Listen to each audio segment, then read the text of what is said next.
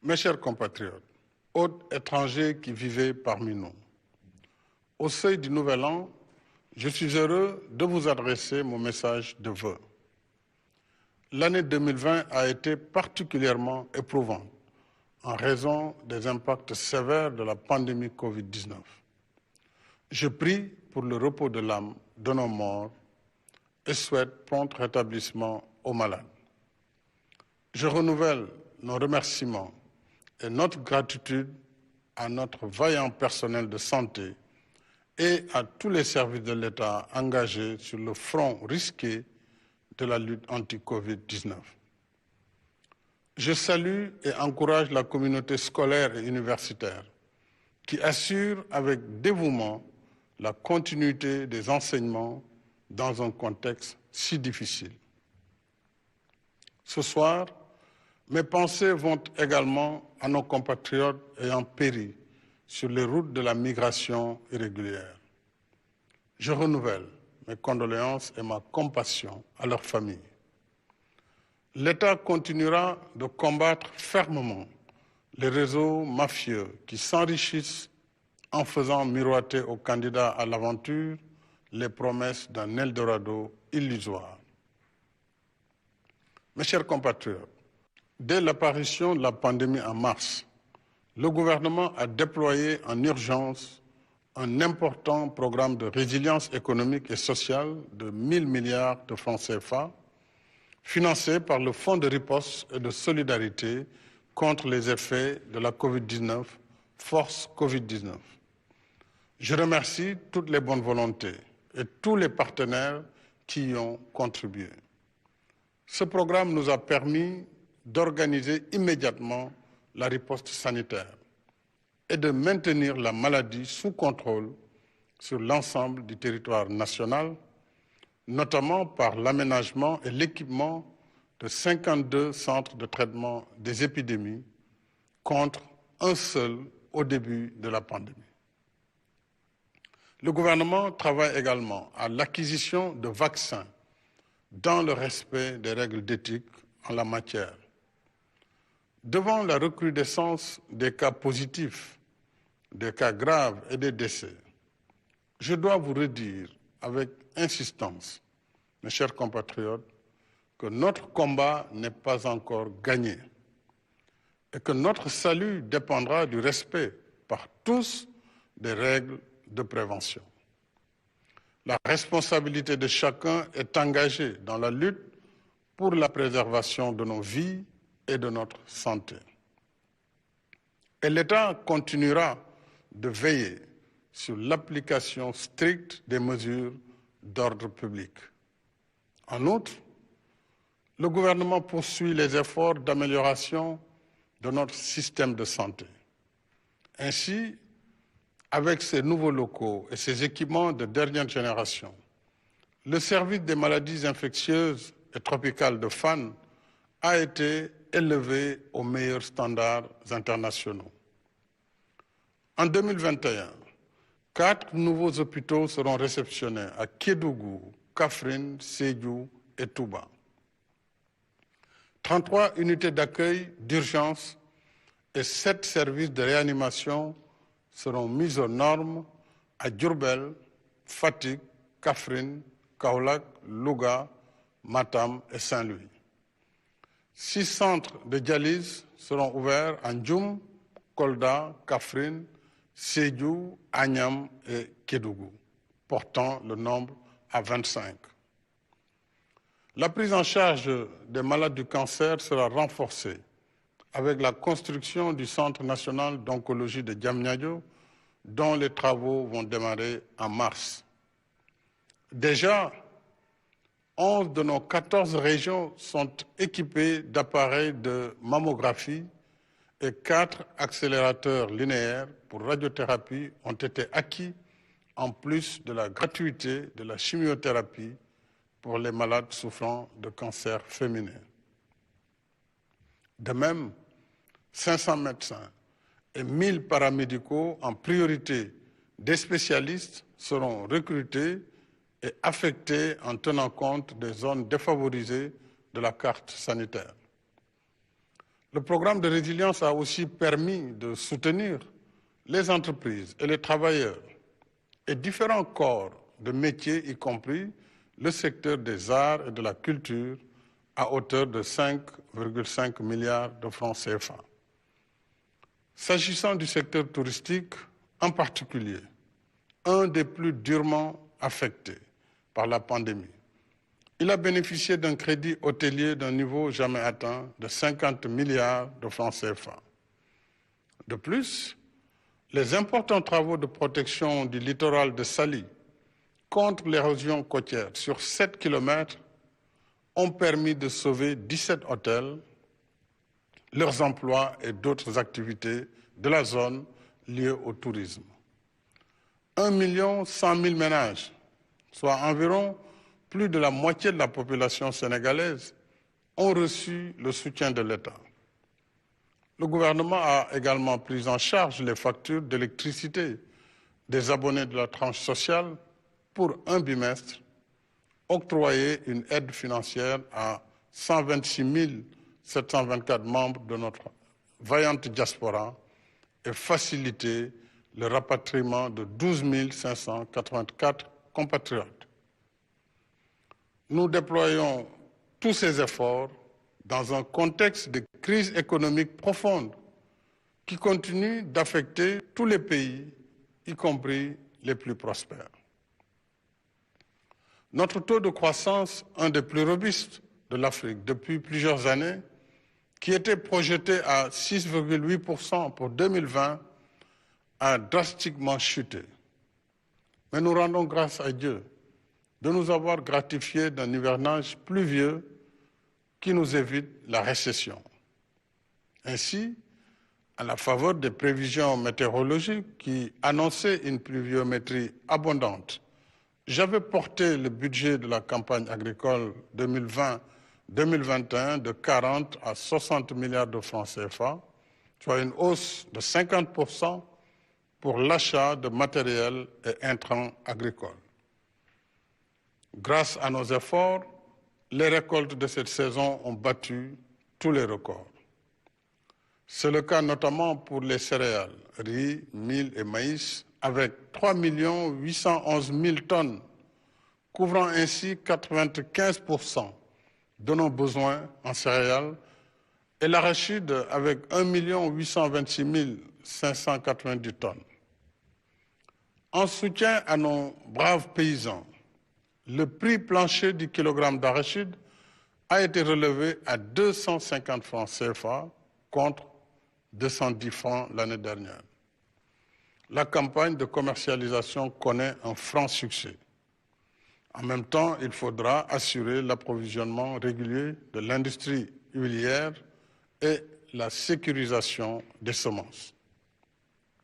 En outre, l'aménagement des agropoles se poursuit. Les 443 fermes agricoles natangais pour les jeunes occupent aujourd'hui plus de 30 500 acteurs, confortant l'agriculture ainsi que l'élevage et la pêche comme source nourricière et pourvoyeuse d'activités génératrices de revenus. L'emploi et l'auto-emploi des femmes et des jeunes restent une priorité élevée du gouvernement, parce que les femmes et les jeunes sont les forces motrices et le cœur battant de la nation. C'est pourquoi je tiens particulièrement à ce que tous les programmes qui leur sont dédiés soient toujours mis en œuvre dans l'équité territoriale, suivant des modalités souples, allégées et adaptées à leurs besoins. C'est ainsi qu'après 2 années de plein exercice, la délégation à l'entrepreneuriat rapide des femmes et des jeunes a pu soutenir 105 000 jeunes et femmes porteurs de projets dans des domaines aussi divers que l'artisanat, la pêche, l'agriculture, l'élevage, la transformation de produits locaux et le numérique, entre autres. Ces acquis probants, financés par l'État sur un budget initial de 30 milliards de francs CFA, nous ont valu la confiance des partenaires qui nous accompagnent désormais dans le cadre du programme d'appui et de valorisation des initiatives entrepreneuriales, PAVI, d'un montant de 74 milliards sur la période 2020-2022. Le PAVI, logé à la DER/FJ, permettra, entre autres, de financer plus de 14 000 initiatives entrepreneuriales, générer ou consolider environ 65 000 emplois directs et 89 000 emplois indirects, et former plus de 27 000 entrepreneurs. D'autres mécanismes sont aussi consacrés à l'entrepreneuriat, l'auto-emploi et la formation, comme le Fonds national de la microfinance, le programme Formation École Entreprise et les centres de formation professionnelle et technique, dont 15 seront réceptionnés en 2021. De même, pour soutenir l'employabilité des jeunes, l'intégralité des ressources tirées de la contribution forfaitaire à la charge de l'employeur sert à financer la filière de la formation professionnelle et de l'apprentissage au métier à travers le 3FPT. En outre, le démarrage en 2021 des travaux de construction du second parc industriel de Diamniadio sur 40 hectares ouvre de nouvelles opportunités d'investissement et de création d'emplois directs et indirects. Mes chers compatriotes, en dépit de la conjoncture économique difficile, nous poursuivons nos efforts de transformation structurelle de notre pays par la réalisation de projets d'infrastructures indispensables à notre marche vers l'émergence. Ainsi, grâce aux investissements massifs de ces dernières années, notre pays figure à présent dans le top 10 des meilleurs réseaux routiers et autoroutiers africains. En 2020, 9 projets routiers ont été achevés sur un linéaire de 425 km de routes revêtues avec leurs ouvrages connexes, ponts et autoponts, en plus des pistes rurales dont le réseau sera densifié dans le cadre de la seconde phase du PUDC. Aujourd'hui, notre pays compte 221 km d'autoroutes. En 2021, nous lancerons le chantier de l'autoroute Mbour-Fatick-Kaolack sur 100 km, suivi du projet d'autoroute Thiès-Tivaouane-Saint-Louis sur 167 km. Le chantier du bus rapide transit entre Guédiawaye et Dakar progresse et la VDN sera prolongée jusqu'à Diamniadio. S'agissant des infrastructures ferroviaires, le train express régional sera mis en service en 2021.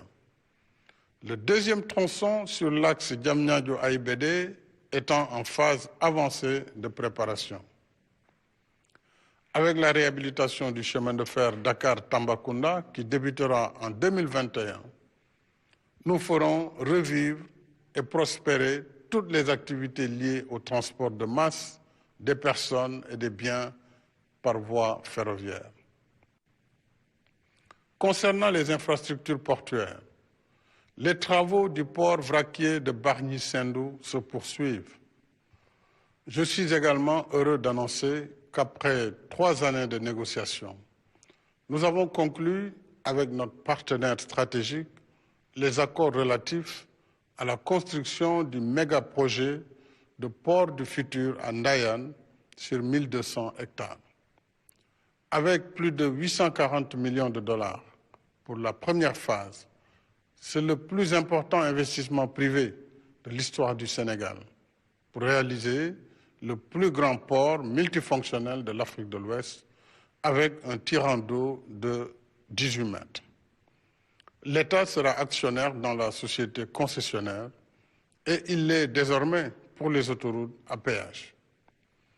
Une fois achevé, ce projet à forte intensité de main-d'œuvre contribuera à décongestionner Dakar et attirera d'autres investissements au sein de la zone économique spéciale jumelée au port. S'y ajoute que notre pays vient d'adhérer à l'initiative dite Passeport logistique mondial qui, en intensifiant considérablement le volume des activités de fret, le projette dans le cercle restreint des plus grandes plateformes maritimes et logistiques mondiales. Sur le volet aéroportuaire, l'AIBD verra sa plateforme technique renforcée avec la construction d'un centre de maintenance aéronautique. Le programme de réhabilitation des aéroports régionaux a déjà commencé à Saint-Louis et se poursuivra en janvier à l'aéroport de Ourossogui-Matam. Ces chantiers et celui de Kaolack seront livrés en 2021, en même temps que vont démarrer les travaux pour Ziguinchor, Tambacounda et Kédougou, ainsi que les études pour les aéroports de Kolda, Sédhiou, Cap Skirring, Linguère, Podor, Bakel et Simenti. À terme, c'est tout le système du transport aérien national qui sera profondément révolutionné, offrant ainsi une mobilité aérienne jamais égalée sur l'étendue du territoire national. L'électricité est une autre priorité qui catalyse la dynamique d'émergence. Nous gardons intact l'objectif d'accès universel en 2025. Chaque village, chaque foyer du pays mérite d'être éclairé. C'est cela aussi le Sénégal pour tous. D'une puissance installée de 1249 MW en 2019, nous sommes passés à 1350 MW en 2020. Le programme d'installation de 50 000 lampadaires solaires étant achevé, nous lancerons en 2021 un nouveau programme de 100 000 lampadaires solaires pour couvrir l'ensemble des communes du Sénégal et un projet d'électrification solaire de 1000 villages qui s'ajoutera à celui en cours pour 300 villages. De même, le PUDC lancera un nouveau chantier d'électrification de 2000 villages qui bénéficiera à 433 144 habitants et augmentera ainsi de 11,36% le taux d'électrification rurale. Je me réjouis également de la signature en octobre dernier du contrat de construction d'une centrale électrique à gaz de 300 MW à capitaux entièrement sénégalais.